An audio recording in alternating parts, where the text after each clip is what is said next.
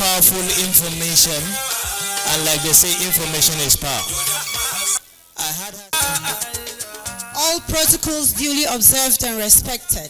It's a rare privilege for me to speak on this topic, titled Rape, a Deadly Menace, eating deep into the fabrics of the society, especially among the youth. Please listen attentively. I will start now. Thank you. Abstract. Rape, a heinous crime that continues to plague societies worldwide, poses a significant threat to the safety and well-being of individuals, particularly among the youths. This paper aims to delve into the causes and dangers of rape, focusing on its prevalence among youths in the society, and proposes effective solutions to combat this pervasive issue by addressing root causes, raising awareness, implementing preventive measures, and providing support for survivors. We can work towards creating a safer and more equitable society for all. Introduction. Rape, defined as non-consensual intercourse or penetration, represents a grave violation of human rights and dignity. While it affects huge individuals of all ages and genders, its impact is particularly pronounced among youths, who are vulnerable to both perpetration and victimization. Legal framework. The Penal Code Laws of Taraba State 1997 and the Taraba State Violence and Discrimination Against Persons Law 2021 define rape and provide punishment for the offenders. However, gaps in legislation, inconsistent enforcement, and societal biases often hinder access to justice. Definition of rape under Penal Code Laws 1997. A man is said to commit rape under various circumstances, including non-consensual intercourse, consent obtained through coercion, deception, and sexual intercourse with minors or individuals of unsound mind. The law prescribes imprisonment for life if this offense is committed. Definition under the Taraba State Violence Discrimination Against Persons Prohibition Law 2021. A person commits rape if he or she intentionally penetrates into the vagina, anus, or mouth of another person with any other part of his or her body or anything else. B, the other person does not consent to penetration. C, the consent is obtained by force or means of threat or intimidation of any kind or fear of harm. And sub 2, a person is convicted of this offense through imprisonment for life, except where the offender is less than 14 years of age. The offender is liable now to a maximum of 14 years imprisonment. B, in the case of rape by a group of persons, the offenders are liable jointly and severally to a minimum of 21 years imprisonment. Then C, any person who has carnal knowledge of a minor, that's somebody that is under 18 years of age, shall be sentenced to death on conviction. Then any person who conceals the offense of rape shall be treated as an accessory. E, the court shall also award appropriate compensation to a victim as it may deem fit in the circumstance. Then F, the court shall maintain a register for a convicted sexual offender, and the register shall be accessible to the public. G, whoever commits this offense shall be liable on conviction. Whoever attempts to commit this offense now shall be liable on conviction, 10 years imprisonment.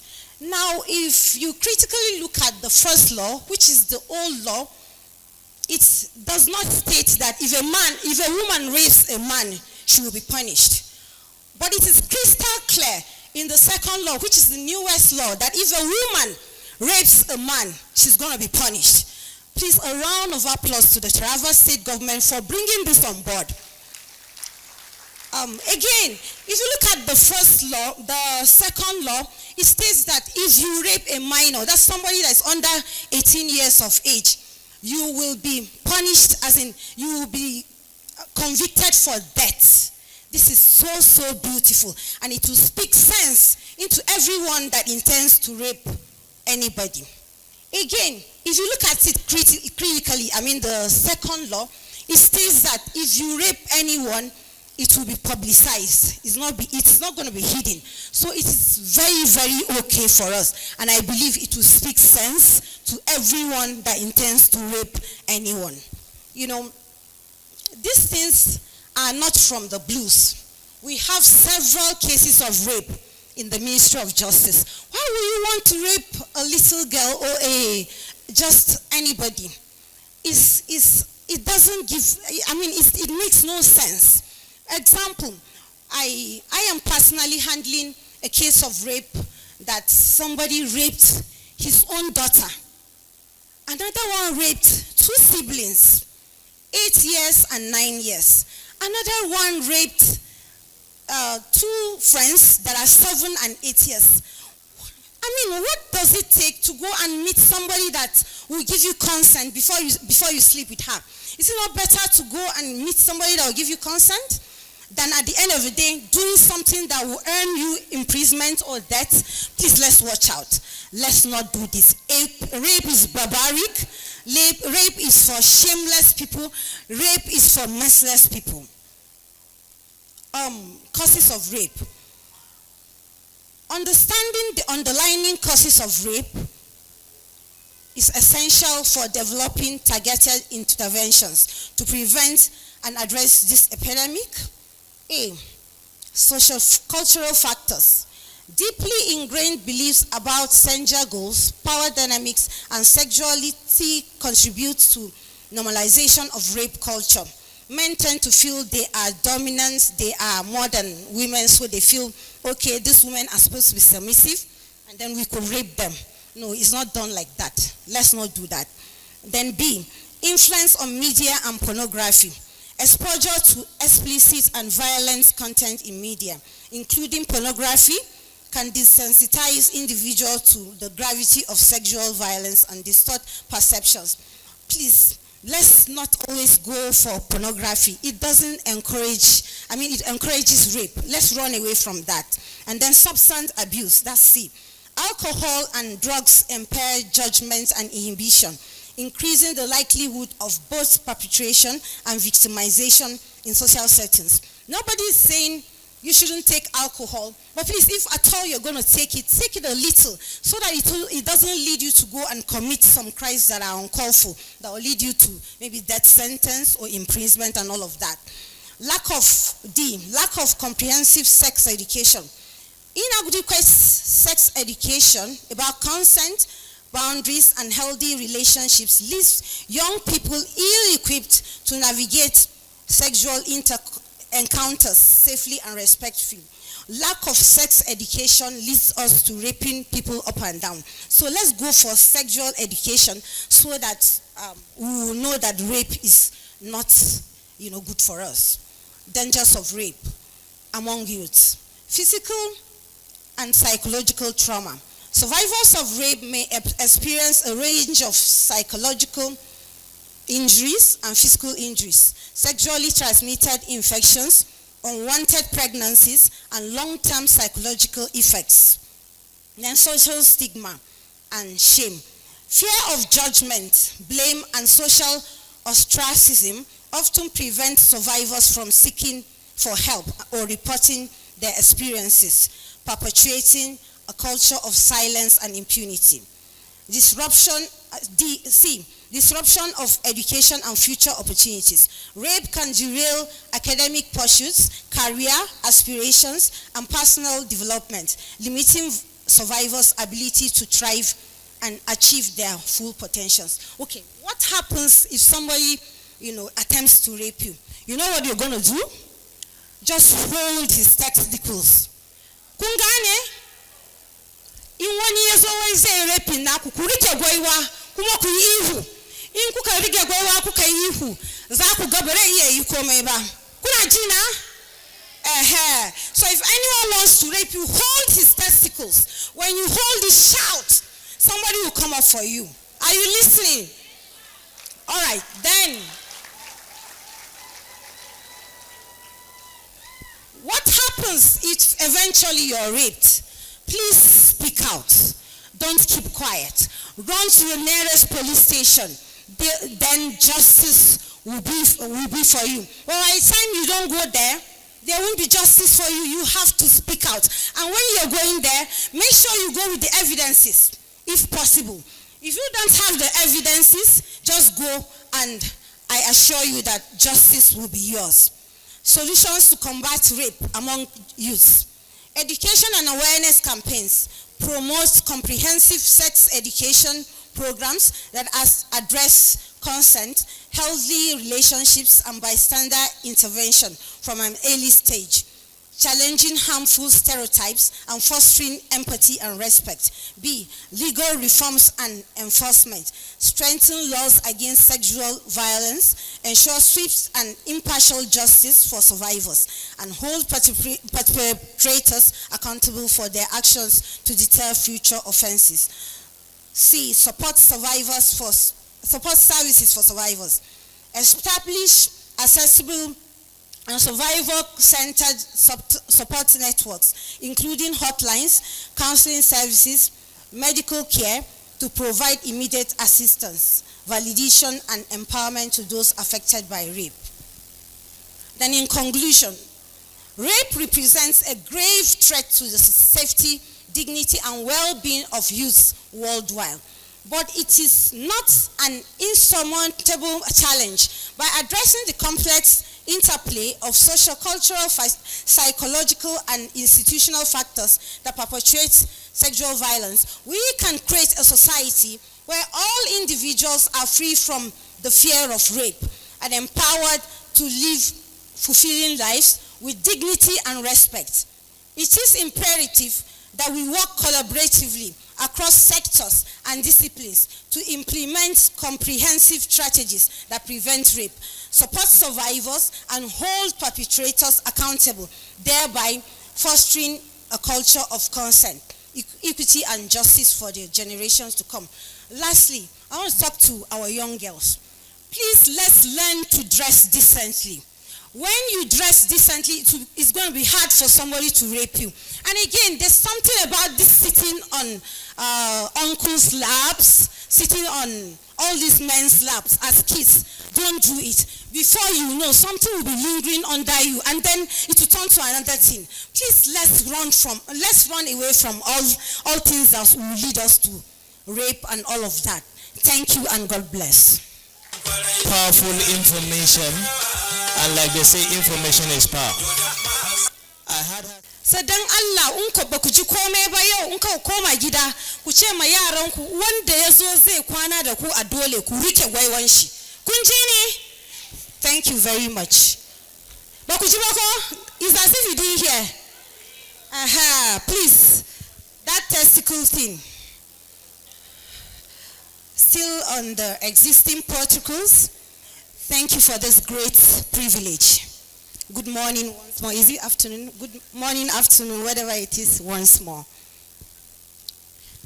It is a rare privilege for me to speak on this topic, the role of women as the backbone of the society in mitigating crimes among youths in Taraba State. Permit me to start now. Abstract. Youth crime poses a significant threat to social cohesion, economic development, and public safety in Taraba State. Women play a vital role in addressing this complex issue and fostering community development. This paper explores the critical contributions of women in mitigating youth crime, highlighting their invaluable role as agents of change and pillars of community resilience. By examining the socio-cultural dynamics and structural inequalities within the state, this presentation identifies effective strategies for empowering women to take on leadership roles in crime prevention and community development. The presentation will further delve into the significant roles of women in crime prevention efforts, community development, community engagements, conflict resolution, economic empowerment, and leadership. This paper also examines the significant contributions of women in Taraba State as the backbone of the society in the fight against youth crime. By recognizing and supporting women's involvement, we can create safer and more prosperous communities. Recommendations for policy and program intervention are also discussed. Introduction. In Taraba State, Nigeria, the issue of youth involvement in criminal activities has become a pressing concern. However, amidst this challenge, women have emerged as unsung heroes, playing a pivotal role in mitigating crime and fostering positive change within their communities. Taraba State faces challenges related to youth crime, social issues, community development. Women as mothers, primary caregivers, influencers of young people, and community leaders are crucial in addressing these issues. Like many regions across the globe, Taraba State grapples with the challenge of youth crime, which poses significant threats to social cohesion, economic development, and public safety. Understanding the social, cultural dynamics and structural inequalities within the state is crucial for diversing effective interventions. Theoretical framework. Drawing upon sociological theories such as social disorganization theory and feminist criminology to examine the role of women in mitigating youth crime, we will explore the intersecting factors that contribute to youth crime in Taraba State, including poverty, unemployment, gender inequality, and lack of access to education and resources. 3. Women's role as agents of change. Women in Taraba State emerge as key stakeholders in the fight against youth crime, leveraging their unique positions within families, communities, and institutions to foster positive change. Through empowerment, advocacy, and nurturing, women play multifaceted roles in mitigating crimes and promoting social justice.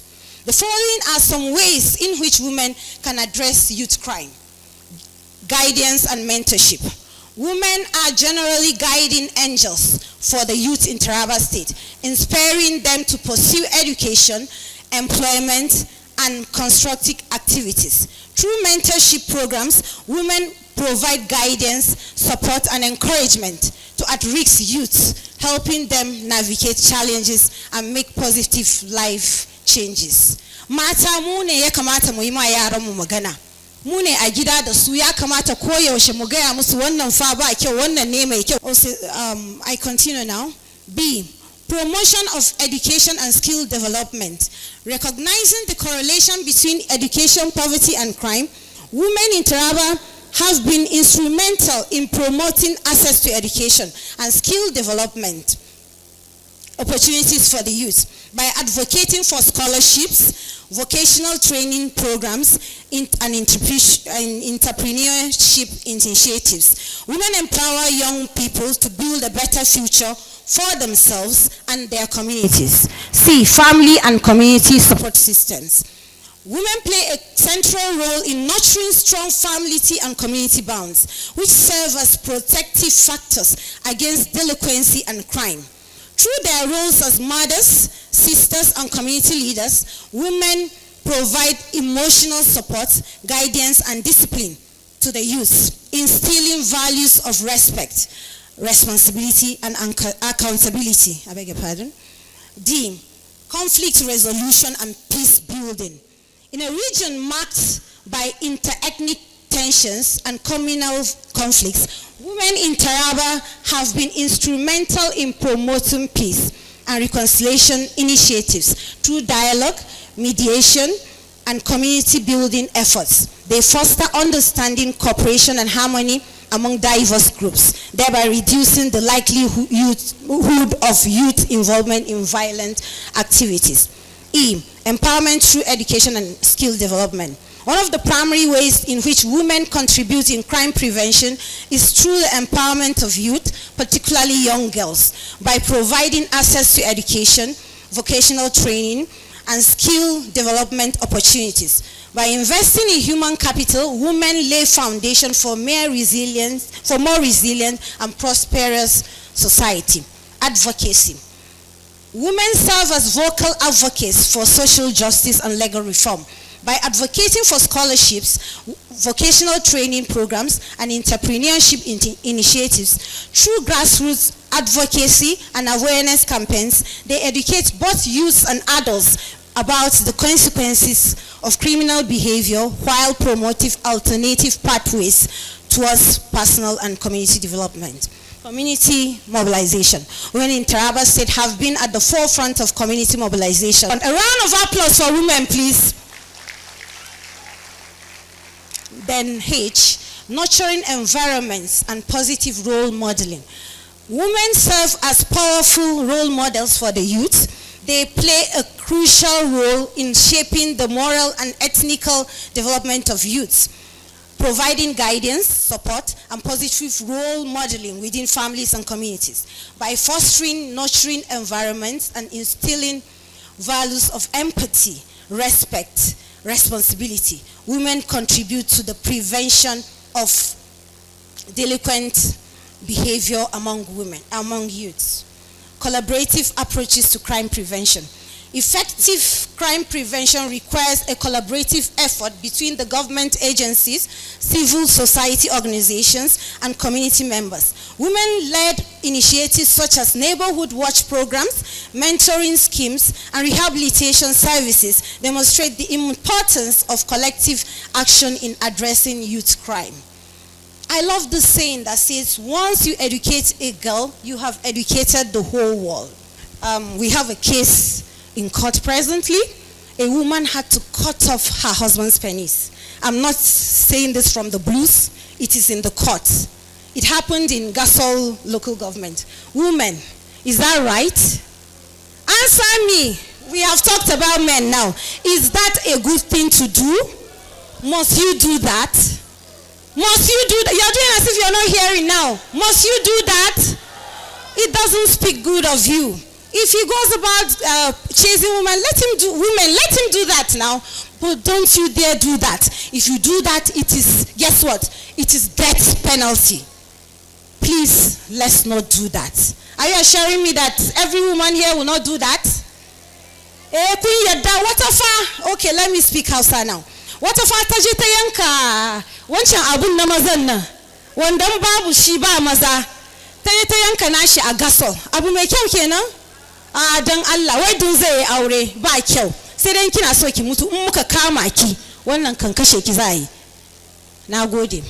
So in conclusion, the role of women as the backbone of society in mitigating crimes among youths in Taraba State cannot be overemphasized. Women in Taraba are indeed backbone of the society in mitigating youth crime. Their multifaceted roles as educators, mentors, advocates, and peacemakers contribute to the social, economic, and moral fabric of their communities. By harnessing their leadership, resilience, and compassion, women contribute to the creation of safer, more equitable communities for present and future generations. Thank you. Please, 3 bosses for the women.